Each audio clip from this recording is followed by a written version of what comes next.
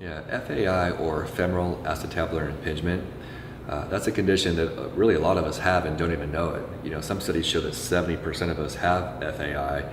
What that is, you have the ball in the socket. Sometimes congenitally, there's extra bone, around the neck of the femur, or the socket is overgrown or is deeper. We call those cam or pincer lesions. And so as the person rotates or moves, that extra bone hits the socket, or the socket's deep or overgrown, so it hits there sooner.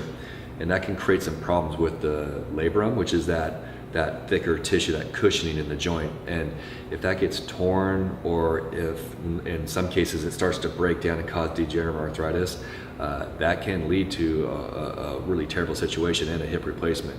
So we see a lot of young people, hockey players, soccer players.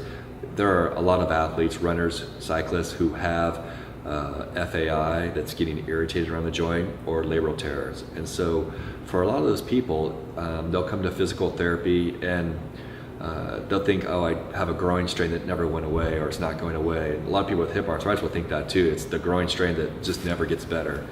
And so we bring them into the clinic, we evaluate that, and with imaging, sometimes you need an arthrogram, an MR arthrogram, and x-rays to help with that. But when you properly diagnose this, we want to try to work on some conservative measures. Now, if those conservative measures don't work, they can go into surgery, but instead of a hip replacement surgery, they're candidates for arthroscopic surgery, which means it's minimally invasive. They can go in there and repair the labrum, shave down the bone, and then the person will go to physical therapy after that and do really well.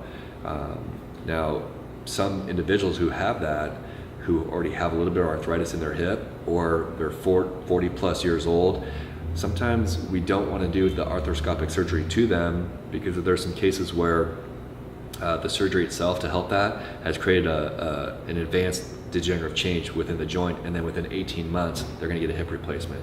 And you don't want to go from one surgery to another surgery.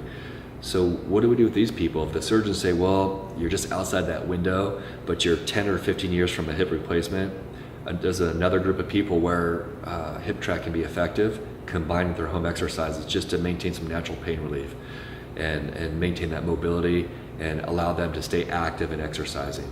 Again, there's no cure for a labral tear or FAI, or hip osteoarthritis outside of surgery.